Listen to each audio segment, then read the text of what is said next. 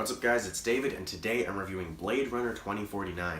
This was one of my most anticipated movies of this year because first of all, the original is one of my favorite movies of all time, which honestly made me pretty nervous at first because it's a perfect standalone film. It does not need a sequel at all really, and one of the things that I love about the original is its ambiguity, and I was kind of worried that a sequel might ruin that, but then I heard that Denis Villeneuve was directing this film, and Denis Villeneuve is one of my favorite directors ever, so having him paired with Blade Runner, I could not wait because Denis, every single one of his films is at least really good, and ever since Polytechnique back in 2009, everything he's done has literally been incredible. So, I mean, this guy has been on a hot streak. This guy is just an incredible talent, and so I was so excited to see what he would do with the Blade Runner universe, and I am beyond happy to say that he knocked it out of the park with this one. This is an incredible movie. As a sequel, it stays true to the spirit of the original while also doing its own unique new thing, expanding on the world already built in the first one.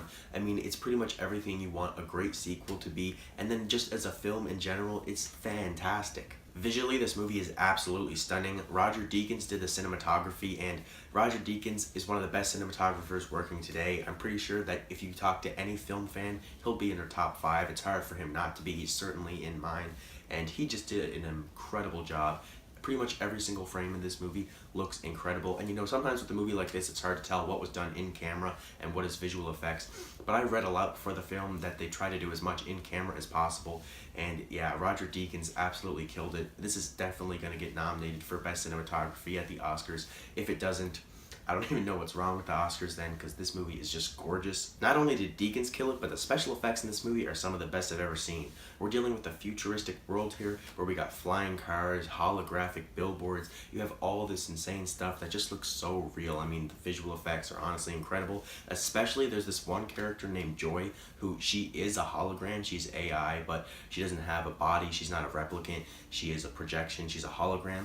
And when I'm watching this movie, I was so immersed in it that I didn't even think to stop and say, whoa, she's not actually a hologram. Like, that's a human that they then after digitally altered to make look like this. And the work they do with her, like, I don't even know if I can explain to you how amazing it is, but when you see it, trust me, it's kind of mind-blowing what they were able to do with that character visually. And the set design, the world building are so realistic. Just like the original, this has a cyberpunk aesthetic where it is very futuristic. You have all this really advanced science fiction technology, but the world itself is filled with dirt and grime, which just makes it feel so grounded and real. All of this amounts to this movie being so immersive. You just sit there and you just let the lush visuals just wash over you. You get so engrossed into this world. And the pace of this film helps a lot with that too. This movie is 2 hours and 45 minutes long, but it doesn't feel it. When this movie was over, I could have stayed in that theater for another 6 hours, and that's not saying that there's anything missing from this movie. No, it's a perfect story. There's nothing left out. It ends perfectly. There's no holes in it. I'm just saying that it was so immersive that I was just so entranced with this film, I could have sat there for hours more. So that being said, if you're going into this looking for some high-paced sci-fi action romp like Star Wars or Guardians of the Galaxy, that's not at all what you're going to get. You're probably going to be bored by this, but I mean, if you've seen the original Blade Runner, you know exactly what you're getting with this, so it shouldn't come as a surprise to you. The performances in this are fantastic across the board, especially Ryan Gosling, who he's incredible in everything he does, and even though he does get a lot of credit, I feel like sometimes he's slightly underrated just because a lot of the roles he picks require very subtle, nuanced performances and not these big, over-the-top Daniel Day-Lewis type roles, which are the types of performances people are usually stunned by. I mean, myself included, Daniel Day-Lewis is my second favorite actor of all time, but Ryan Gosling, I feel like you have to appreciate just how much emotion he can convey with such subtlety.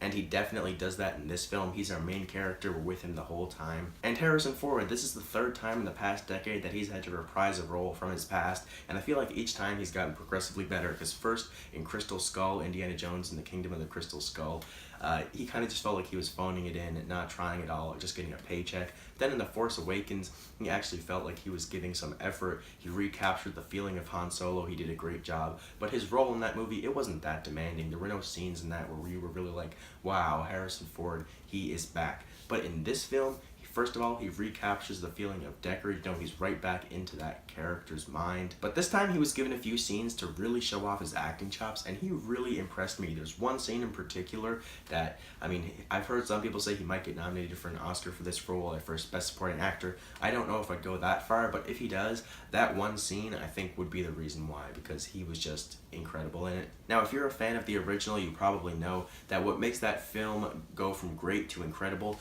you know, it's great that it has amazing visuals, special effects. It's kind of this sci-fi noir. It's a really unique mash of tones. But the thing that makes that original so great is the emotional impact it has on you. Every time I watch that original, I tear up at, I'm sure you know what scene. And that emotional impact stems from the movie's themes about what it means to be human, what it means to be alive, about existence, about consciousness. It's a very philosophical film, and this sequel follows suit by having some of those same themes, but expanding on them and also adding a few new ones. And actually, the first time I watched this film, because I have seen it twice by now, I only caught this movie kind of approaching the themes from the original just from different angles, which I was totally cool with. I mean, I loved it after the first time I saw it, and I liked a lot of the new things they did with these ideas. But it wasn't until the second time I saw this that the new ideas this movie works with really clicked with me, and when they did, it kind of had the same impact that the original did. Like, it really hit me emotionally. And I can't say what that theme is without really giving away a spoiler, which is another thing I love about both of these films, is just how deeply ingrained into them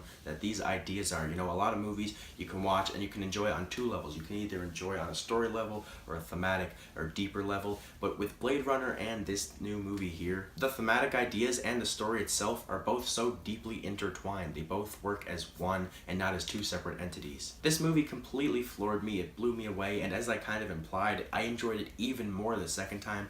Denis Villeneuve, man, he is just an absolute genius. I mean, he has made a movie every year since 2013, and they've all been just fucking incredible. I don't know how this guy keeps doing it. He is one of the best directors of all time. Like, I don't even think that you can just say of the modern day. I think it's quite fair by now to say of all time. I know he's certainly up there in my list. I will be first in line to see anything he ever does in the future. I'm so glad that nobody else got their hands on Blade Runner except for him, because he made what I honestly think is a perfect movie.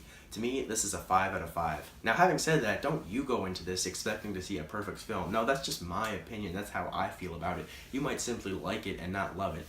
What you should take away from my score is that you just need to see this movie right now on an IMAX screen if possible. Then make up your own mind the extent to which you like it. You know, don't let me overhype this for you. Don't take my perfect score as like, oh my god, this must be the best movie of the year. Just know that I think it's a masterpiece, and I think that you should really go see it, but just have reasonable expectations. But anyways, if you have seen this film, tell me what you thought about it down in the comment sections below. How do you think it compared to the original? Me personally, I still like it better. I mean, it's my top 25 of all time.